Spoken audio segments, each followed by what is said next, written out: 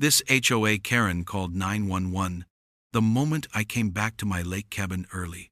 I'd just spent a year restoring my late brother's home, and all I wanted was a peaceful weekend. Instead, I found a disgusting mess.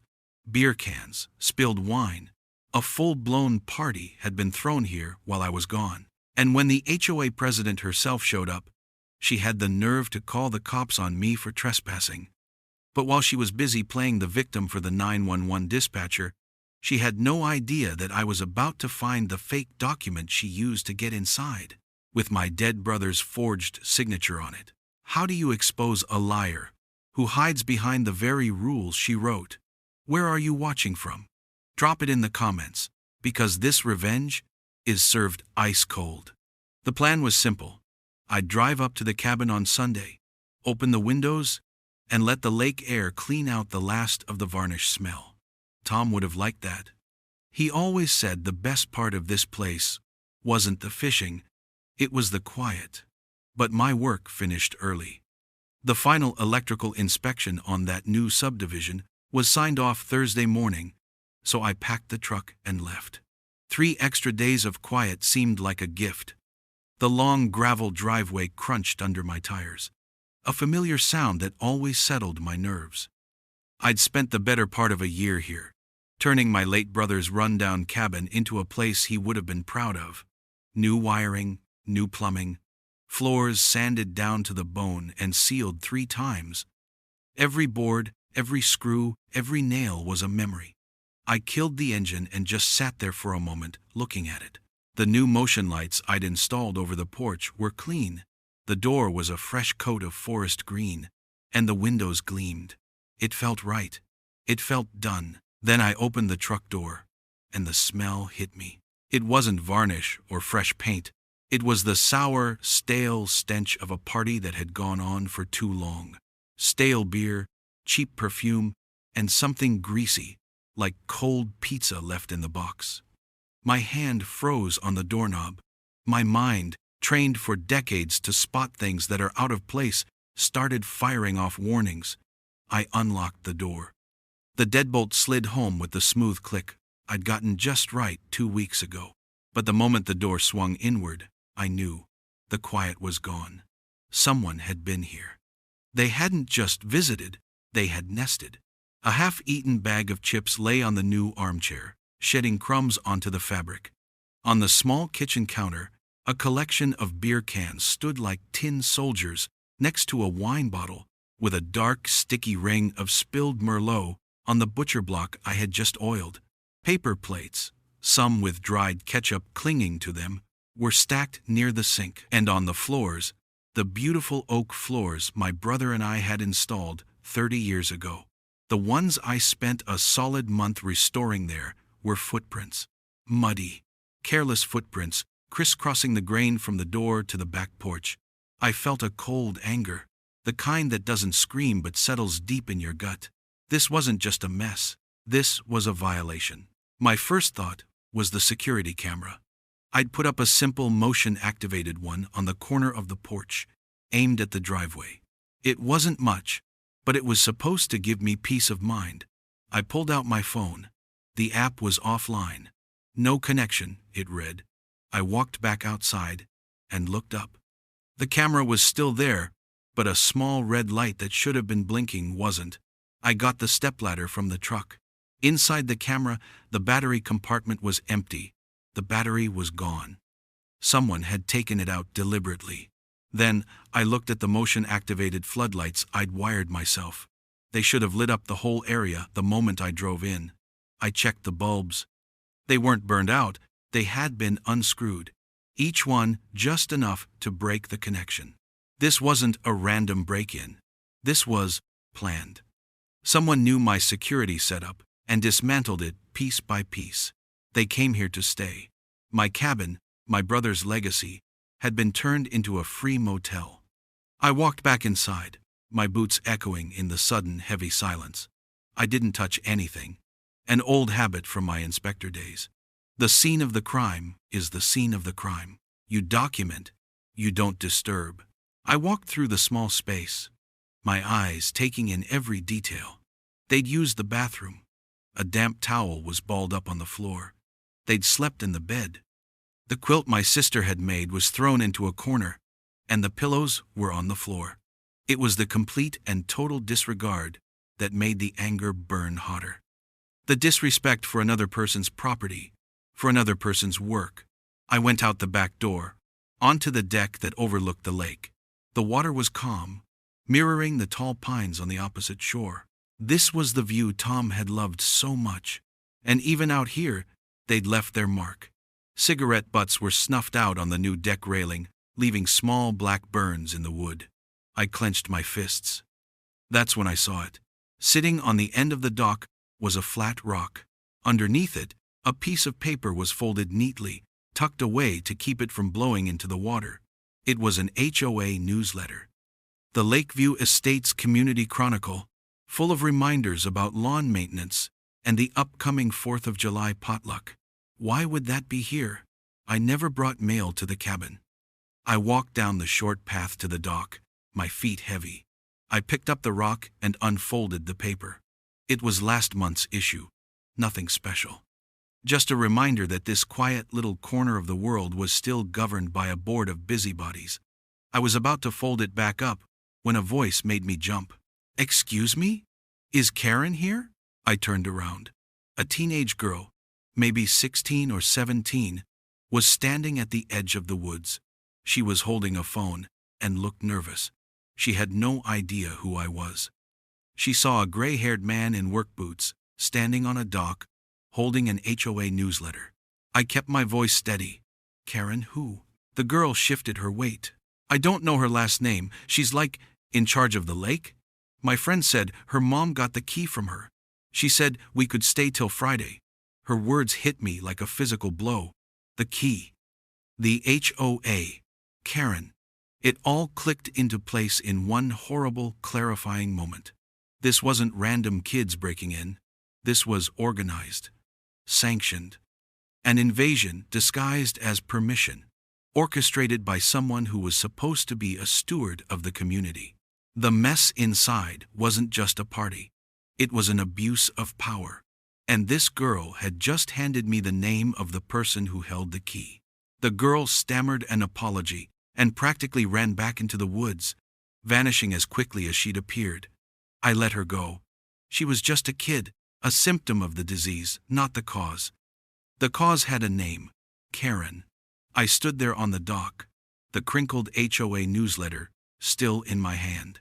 She said we could stay till Friday. The words echoed in my head. This wasn't a one-time thing. This was a scheduled event. My brother's cabin, the place I'd just poured a year of my life and a good chunk of my savings into, was being used as a community party house. The cold anger in my gut started to harden into something else. Determination. I locked the cabin, leaving the mess exactly as it was, and got back in my truck. The gravel spit from under my tires as I pulled out of the driveway. I knew exactly where the HOA president lived. Her house was on the main loop around the lake, the one with the perfectly manicured lawn and the oversized American flag that was always lit just so. As I pulled up to her place, the first thing I noticed was the golf cart.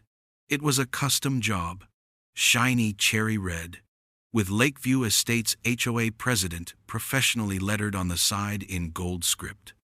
It was parked diagonally across 2 guest parking spaces, a small act of defiance that said the rules were for other people. Her house was immaculate, a 2-story colonial with white pillars and a porch that looked like something out of a magazine. On that porch, a group of women sat in wicker chairs, sipping wine from long-stemmed glasses. A book club, probably. They all looked up as my dusty work truck rumbled to a stop. A woman with a sleek blonde bob and a crisp white linen shirt stood up. She had a smile that was all teeth and no warmth. That had to be her. That had to be Karen. I got out of the truck and walked up the pristine flagstone path. Her smile tightened just a fraction as I approached. She was holding a book with a bookmark in it, the perfect picture of civilized leisure. "Can I help you?" she asked. Her voice light and breezy, but her eyes were like chips of ice. She was performing for her friends, casting me as the interruption, the uncouth workman disturbing their peaceful afternoon. I kept my voice low and even. My name is Walt Kramer. I own the cabin at 1120 North Shore Road. My brother was Tom Kramer. Recognition flickered in her eyes, followed by a carefully constructed look of concern. Oh, of course, Mr. Kramer. We haven't had the chance to formally meet. Welcome to the community. She said it as if I hadn't been coming here for 30 years. Is everything all right? No, I said, keeping my hands out of my pockets. It's not. Someone has been staying in my cabin. They threw a party and left a huge mess. A teenage girl just told me she got permission from someone named Karen. Karen didn't miss a beat. Her expression shifted to one of practiced sympathy, nodding as if she knew all about it. Oh, that. Yes, I'm so glad you're here to clear this up. We were getting quite concerned. She turned to her friends. This is the property I was telling you about. She turned back to me, her voice dripping with fake sincerity. I stopped by a few days ago to check on the place. A neighbor reported the back door was wide open, which is a major security concern for the whole community. I went inside to make sure there weren't any squatters. She paused, letting that word hang in the air. I'm afraid some local kids must have seen the door was open and misunderstood. Teenagers, you know. She was good. In 30 seconds, she had flipped the entire narrative. She was the diligent president. I was the negligent owner with the open door. And the culprits were nameless, faceless kids who had simply misunderstood. But it was her next sentence that made the blood pound in my ears. She looked me up and down, taking in my work clothes and the dust on my boots. Frankly, she said, lowering her voice conspiratorially, we were worried you were squatting. We weren't sure if Tom's family was still using the cabin. We almost had to call the sheriff. The sheer nerve of it was breathtaking. She was painting me as a vagrant on my own property, the very property she had allowed to be trashed. While she was delivering this performance, my mind was racing. Her story had a hole in it the size of a truck. The back door wasn't open. I had checked it myself last Sunday. And more importantly, I had installed a brand new top-of-the-line Schlage deadbolt on that door. I knew the feel of it, the solid, smooth turn of the key. When I'd opened it an hour ago, the key had felt gritty, stiff. It wasn't my lock. Someone had replaced it. Someone had taken my high-quality lock off and put in a cheap piece of junk. She hadn't found an open door. She had broken in, replaced my lock with her own, and made copies of the key. I let the silence stretch for a moment, letting her smug confidence fill the space between us. Her book club friends were watching, captivated by the little daytime drama. I looked her straight in the eye, my voice flat, cutting through her performance. The door wasn't open. I let that sink in. Do you have a key to my property? Her smile didn't waver. She radiated condescending authority, as if explaining a simple concept to a child. The HOA reserves access rights to all properties in case of emergencies, she stated, as if quoting from a sacred text.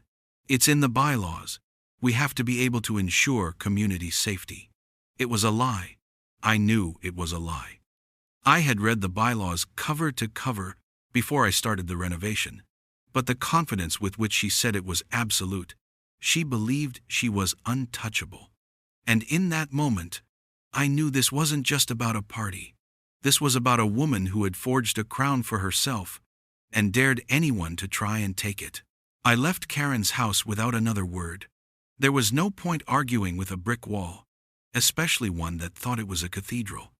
She had her audience, she'd performed her role as the concerned community leader, and I was dismissed. But her lie about emergency access rights was a gift. It told me everything I needed to know about how she operated. She didn't use force. She used the illusion of authority. She invented rules and stated them with such confidence that most people never thought to question them. I drove back to the cabin. The image of her smug, smiling face burned into my mind. I didn't get angry. I got organized. I pulled out my phone and started filming. For 40 years, my job had been about documentation. If it wasn't written down, it didn't happen. I started at the front door, narrating in a calm, steady voice. Thursday, 3:15 p.m. Walter Kramer, at 1120 North Shore Road. Documenting the condition of the property upon my early arrival.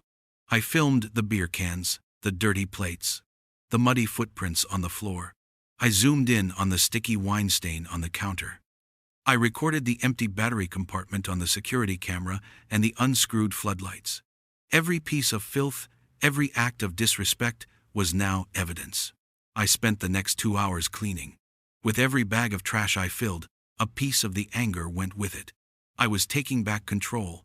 I scrubbed the floors, wiped down the counters, and stripped the bed. As I was putting the clean sheets on, I saw her golf cart pull into the driveway through the bedroom window. My heart didn't race. I just felt a deep, weary sense of inevitability. I saw her get out, her phone already to her ear, a look of theatrical panic on her face. She was dialing 911. I calmly walked to the living room, picked up my own phone, and hit record again, placing it on the mantelpiece, where it had a clear view of the front door. Then I sat down in the clean armchair and waited. 10 minutes later, a county sheriff's vehicle pulled in behind her golf cart. A deputy stepped out, a man in his late 40s with a calm, no-nonsense expression.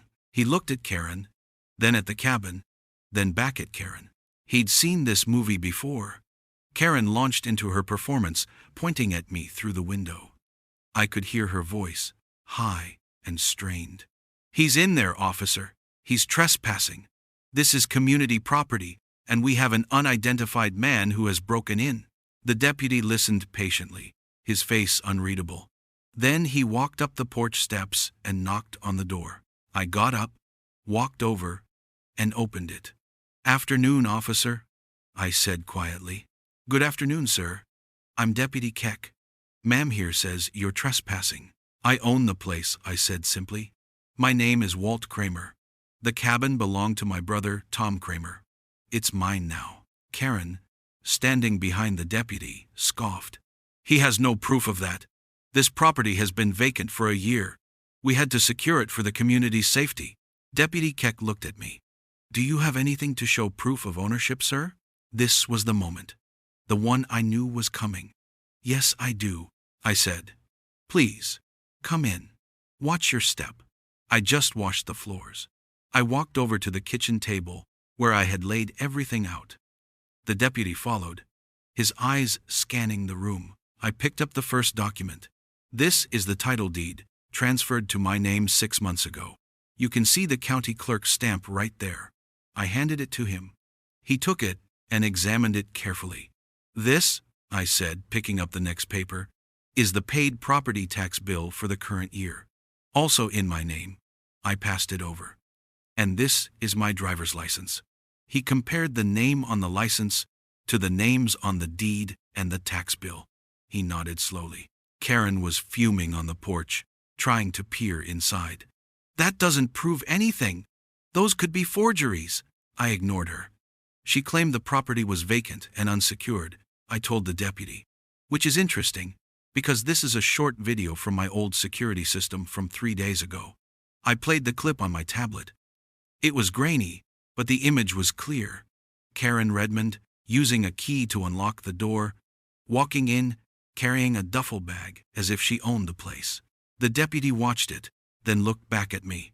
"And as for her claim that this is community property," I continued, pulling up another file on my tablet. "This is the official county GIS map. You can see my property lines clearly marked right here. They extend 50 feet past the dock. This is private property, officer, not community." Deputy Keck handed the documents back to me. His face was like stone. He had heard enough. He walked back to the door, opened it, and stepped onto the porch. I stayed inside, but I could hear every word. "Ma'am," he said, his voice dropping an octave, "Mr. Kramer has provided a legal deed, a paid tax bill, and video evidence. He is the lawful owner of this property. You are the one who is trespassing." Karen was speechless. Her mouth opened and closed, but no sound came out. The smug confidence was gone, replaced by a pale, shocked look. But I'm the HOA president. I was insuring. You filed a false police report, Mrs. Redmond. The deputy cut her off, his voice cold and official. You knowingly made a false accusation, which is a misdemeanor in this state. You have wasted valuable time and resources. I am giving you an official warning.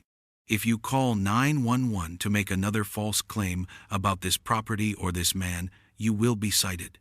Do you understand me? She just stood there, blinking, as if the world had suddenly tilted off its axis.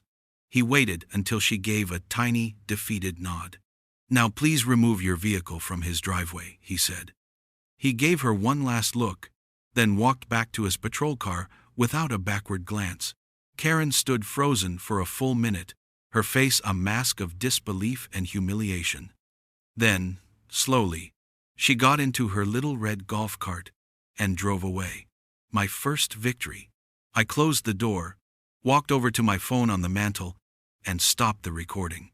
That night, I drove into town and bought the most expensive, heavy-duty, pick-proof deadbolt they had. I installed it myself, the solid click of the bolt sliding home a sound of pure satisfaction. I also bought 2 new security cameras, ones with cloud storage. If she cut the power or stole the batteries, the footage would already be safe. I sat down at the table with a fresh legal pad and started writing. Every event, every conversation, every document, with dates and times. The battle was over. The war was just beginning. The public humiliation in his driveway didn't silence Karen. It just made her change tactics. 2 days after the deputy left, an email landed in my inbox. It was forwarded to me by an older gentleman on the board, a retired accountant named Arthur, who believed in numbers and rules, not personalities. The subject line was, "Clarification regarding 1120 North Shore." It was from Karen, addressed to the entire HOA board. In it, she spun a whole new story. She painted me as an aggressive newcomer who didn't understand community traditions. She claimed my brother, Tom, had a long-standing informal agreement with the board to allow supervised community use of the cabin when it was empty. She wrote, and this sentence made me read it 3 times. "We've used the lake cabin informally in the past, when it was unoccupied, always ensuring it was left in good condition." She was trying to create a paper trail, to retroactively justify her actions by making them sound like standard procedure. The email was a masterpiece of corporate doublespeak, designed to make her illegal entry sound like a neighborly service. It ended by CCing the HOA treasurer, a fellow named Ronnie Del Vecchio. She was circling the wagons. Her claim about an agreement gnawed at me. Tom was a private man. He wouldn't have let a parade of strangers use his sanctuary. Her lie about emergency access had been a test balloon. This was a direct assault on my brother's memory. I picked up the phone and called my old friend, Harp Peterson. Harp spent 30 years as a building inspector, and the 10 years before that as a property attorney, before he decided inspecting was more honest work. I read him the email, and then asked him the question Karen was banking on, no one ever checking. Is there any kind of emergency access clause in these bylaws? Harp was a man of few words. "Email me the documents," he said. "The bylaws. All of them." I sent them over. An hour later my phone rang. "No." Harp's voice was flat and certain. "There is no emergency access clause. There is no provision for informal use. There is no language that gives the HOA or its president the right to hold a key, enter a property without express written consent from the owner, or replace a lock. What she did isn't just a violation of the bylaws. It's breaking and entering." His validation was like a steel rod being inserted into my spine. I wasn't crazy. I wasn't the one being unreasonable. I was right. Armed with that knowledge, I went to the one place I knew I could find the truth: Tom's old filing cabinet. It was a big, heavy metal beast he'd kept in the corner of his workshop. I spent the afternoon going through dusty folders labeled taxes, warranties, and cabin. In a file marked HOA, I found over 20 years of newsletters, meeting minutes, and correspondence. And there, in a newsletter from 10 years ago, I found a small article. It detailed a new voluntary program. The HOA was offering to keep a spare key on file for homeowners, for emergencies only. A sign-up sheet was attached, and at the bottom of the article was a list of properties that had opted out of the program. 1120 North Shore Road was the third address on that list. Tom had explicitly refused to give them a key. Karen's entire story was collapsing. There was no agreement. There was no tradition. There was only her lie. But then I found the thing that turned this from a simple case of trespassing into something much darker. At the very bottom of the email Karen had sent to the board was a small attachment. A single PDF file named Access Consent 1120 NS PDF. My hands felt cold as I clicked on it. The document that opened was a simple, one-page form. It was dated 5 years prior. It purported to grant the HOA president, Karen Redmond, permission to retain a key and access the property at 1120 North Shore Road for maintenance and security checks as needed. And at the bottom, on the signature line, was a scrawled, messy signature. Thomas R. Kramer. I stared at it, my heart pounding in my chest. I knew my brother's signature better than I knew my own. I had co-signed loans with him, witnessed wills for him, watched him sign 1,000 electrical permits. It was always neat, precise, with a distinctive loop on the T and a sharp angle on the K. This signature was a clumsy imitation. It was a forgery. It was a crude, desperate attempt to create the evidence she needed after the fact. My mind went blank, with a white-hot, silent rage. She hadn't just used his cabin. She hadn't just lied to my face. She had used my dead brother's name to do it. She had scribbled his signature on a piece of paper to cover her tracks, desecrating his memory for her own petty power trip. I got up from the table and walked to the old wooden chest, where my sister kept family photos and keepsakes. I gently took out the last Father's Day card Tom had sent to our dad just a few months before he passed. I carried it back to the computer, my hands shaking slightly. I laid the card down next to the monitor. There it was, his real signature, clear and confident. I held it up next to the glowing image on the screen. The forgery was laughably bad. The letters were the wrong shape, the pressure was wrong, the flow was all wrong. It was the signature of a person who had seen his name but had never known the man. That was it. That was the line. This wasn't about an HOA dispute anymore. This was about fraud. This was a crime. I picked up my phone, my movements slow and deliberate. I didn't call Harp. I didn't call anyone on the board. I looked up the non-emergency number for the county sheriff's office.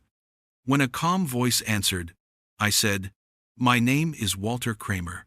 I need to file a formal complaint for unauthorized entry, property damage, and forgery." Filing the police report was a quiet, methodical process. Deputy Keck was the one who took my statement, his expression growing more grim as I laid out the evidence. The initial break-in, the trashed cabin, the false 911 call, and finally, the forged consent form. He took the original Father's Day card and the printout of the forgery, placing them into an evidence bag with the care of a surgeon. When I left the station, I knew the wheels of official justice were turning, but they turn slowly. Karen's power was in the community, in her position on the HOA board, and that's where I had to hit her next. I didn't want a public fight. I wanted a quiet, undeniable dismantling of her authority, brick by brick. My first call was to Arthur, the retired accountant on the board. We met for coffee at a small diner in town, away from the prying eyes of the lake community. I laid out the same evidence I'd given the police. I showed him the old newsletter where Tom had opted out of the key program, and I placed a high-quality copy of the forged signature next to a copy of Tom's real signature from an old lease agreement. Arthur adjusted his glasses and studied the two signatures for a full minute, his accountant's mind missing nothing. He didn't say a word.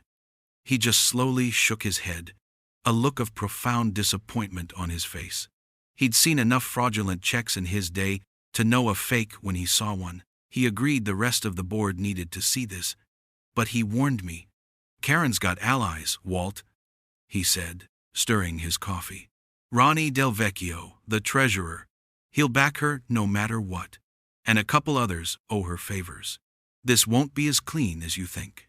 He was right. As soon as word got out that I was quietly asking questions, Karen went on the offensive. An urgent community alert email went out to every resident.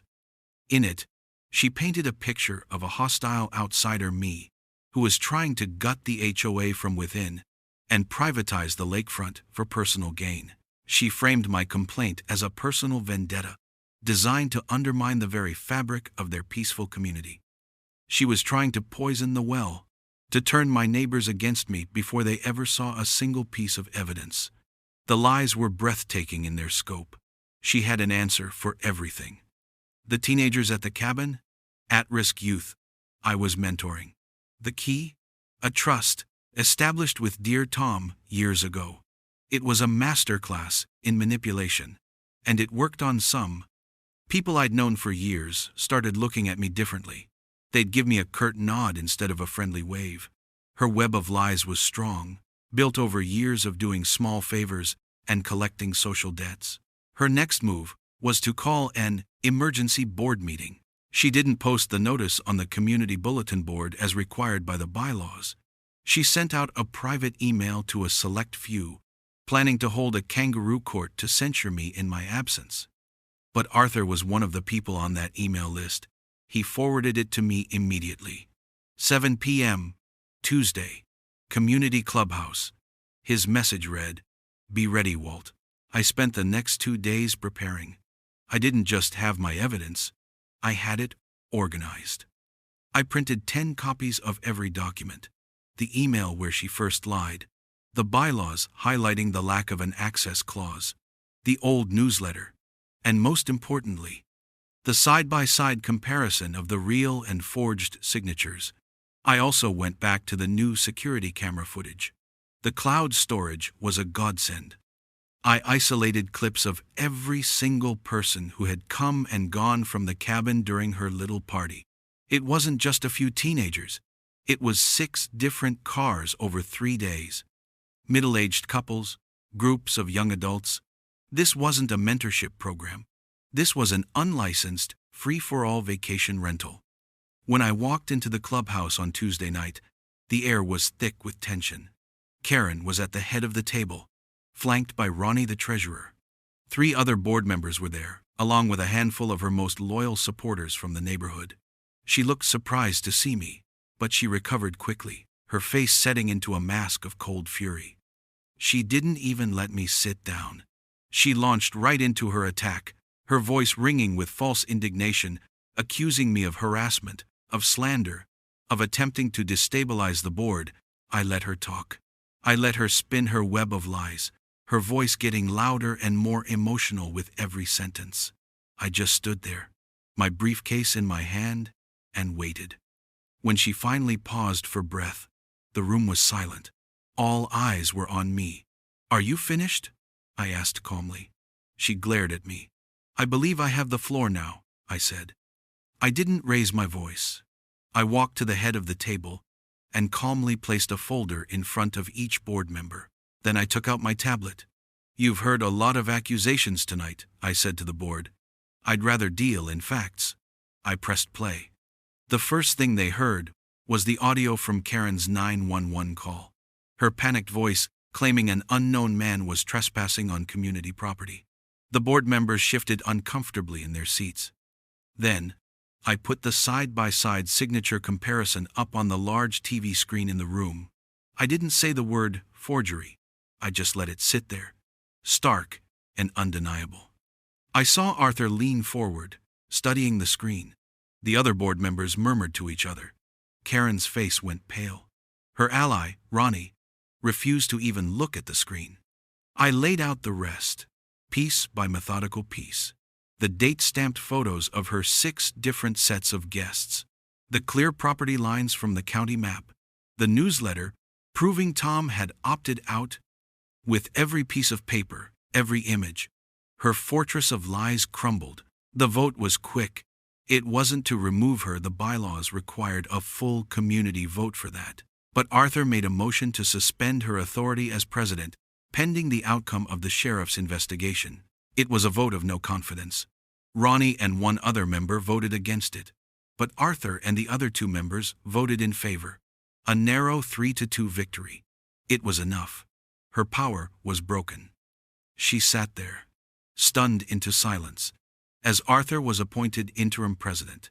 She had tried to ambush me, to publicly shame me.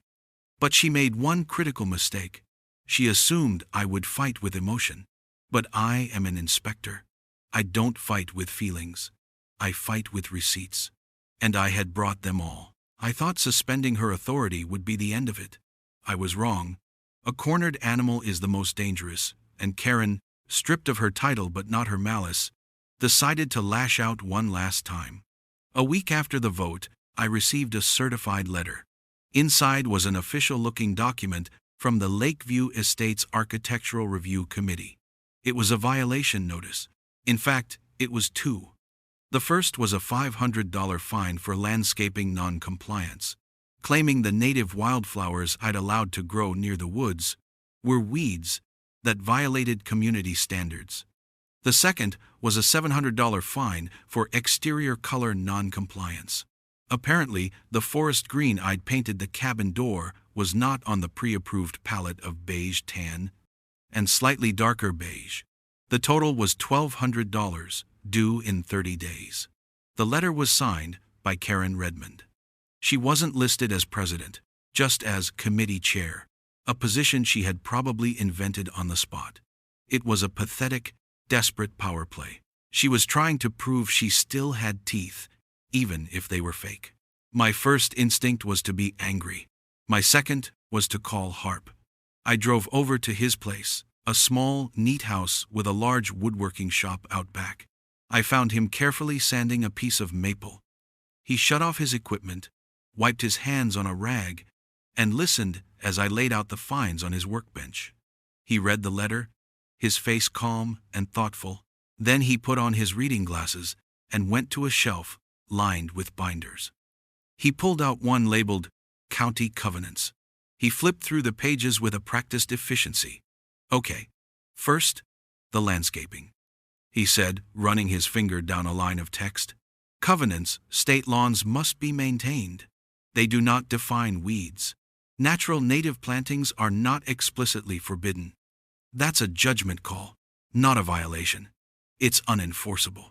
He flipped a few more pages. Second, the color. He stopped. Here's the architectural standards section. It lists approved siding colors and roofing materials. There is no mention of an approved palette for doors, shutters, or trim. None. He took off his glasses and looked at me, his expression direct and clear. You can't enforce a color code that isn't in your covenants, Walt. That's not enforcement, that's harassment. He folded the letter and handed it back to me. She's just making noise. But this is good. It's more evidence. Her petty attempt at revenge got me thinking. If she was willing to invent violations out of thin air, what else was she willing to invent? Arthur, as interim president, had access to the HOA's financial records. I asked him a simple question. Where did the money from all those cabin parties go? If she was letting people use my place, even for free, there was usually some kind of community fund or donation involved. Arthur looked uncomfortable. That's Ronnie Del Vecchio's department, he said. He keeps the books. Says it's all in QuickBooks. But honestly, his reports are a mess. Lots of vague categories. That was all I needed to hear. Vague categories are where secrets live. I remembered the teenage girl telling me her friend's mom got the key from Karen. She hadn't said she paid for it, but the whole setup felt transactional. I asked another neighbor, a quiet woman who had supported me at the meeting, if she knew anyone who had stayed at the cabin. She gave me the name of a family who lived on the other side of the lake. I paid them a visit. They were nervous at first, but when I explained that my only goal was to get to the truth, they opened up. They admitted Karen had let them use the cabin for a weekend for their visiting relatives. And yes, they had paid. Not a formal rental fee, but a voluntary donation of $200 to the HOA Community Events Fund. And how did they pay? They'd sent it via Venmo, directly to an account Karen had given them. I gave that information to Arthur. He confronted Ronnie, the treasurer. At first, Ronnie blustered and denied everything. But when Arthur mentioned the word Venmo and a possible sheriff's inquiry into unofficial accounts, Ronnie's composure cracked. He was the weak link. He was loyal to Karen only as long as she was protecting him. Now she was a liability. He caved. He admitted that for years Karen had been running a little side business. She'd take donations for use of the cabin and other community amenities, funneling the money through a secret Venmo account under the label Club Dues. None of it ever made it into the official HOA operating budget. It was her personal slush fund. Ronnie's confession was the final nail in Karen's coffin. Faced with the evidence and the very real possibility of facing fraud charges alongside Karen, he resigned as treasurer. But before he cleaned out his desk, he did one thing to save himself. He printed out 6 years of HOA financials, the real ones, and his own private notes on Karen's shadow economy and drove them to the county courthouse himself. He handed them over to the clerk, officially requesting a state audit of the Lakeview Estates HOA. The fallout was immediate. The state auditor's office sent a letter informing the board that all financial activities were frozen pending a full investigation. The news spread through the community like wildfire.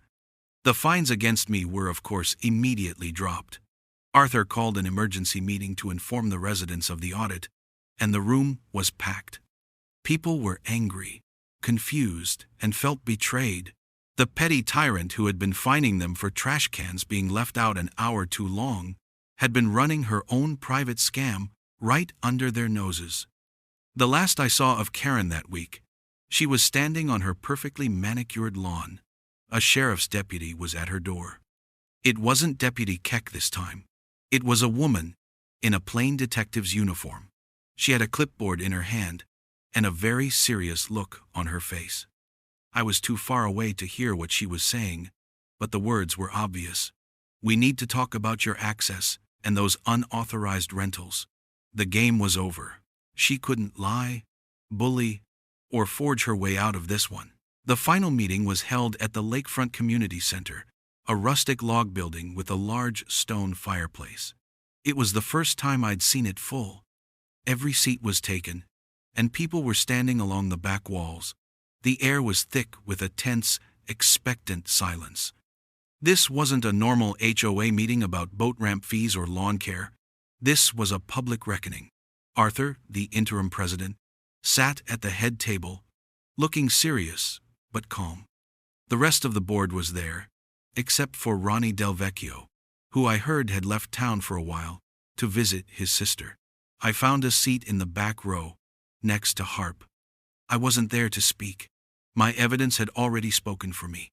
Then the back door opened, and Karen walked in. The confident, polished woman who had patronized me on her porch was gone. In her place was a person who looked smaller, her shoulders slumped, her eyes fixed on the floor. She wore a simple gray sweater, a stark contrast to her usual crisp linen shirts. She looked like she hadn't slept in a week. A low murmur went through the crowd as she made her way to the front and stood beside the podium. Arthur stood up. "Before we begin," he said, his voice clear and steady, "the board has accepted the immediate resignation of Karen Redmond." He let that sink in. There was no applause, just a heavy, collective exhale from the community. Arthur nodded toward Karen. "She has requested to say a few words."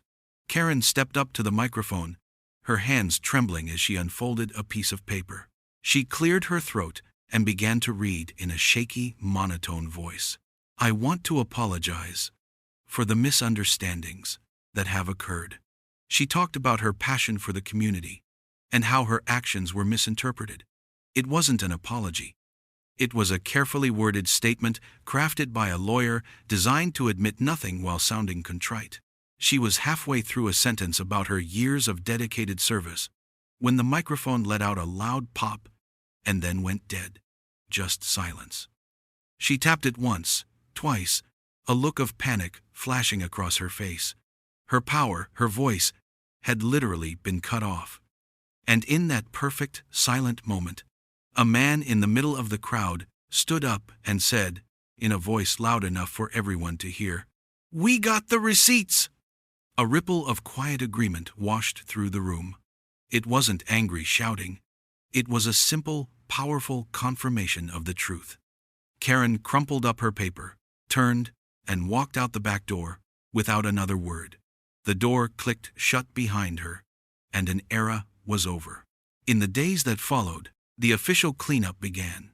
I received a formal, notarized letter from the board. It stated that the $1,200 fines were issued in error and had been expunged from all records.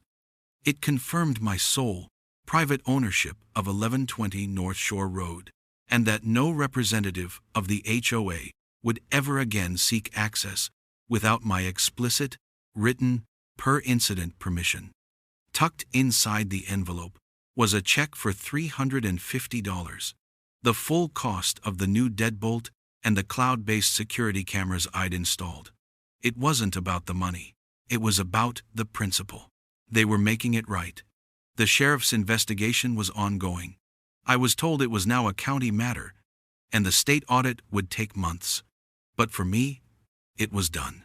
Justice had been served not with a gavel, but with a paper trail. I had won by being more methodical and more honest than the person who tried to tear me down.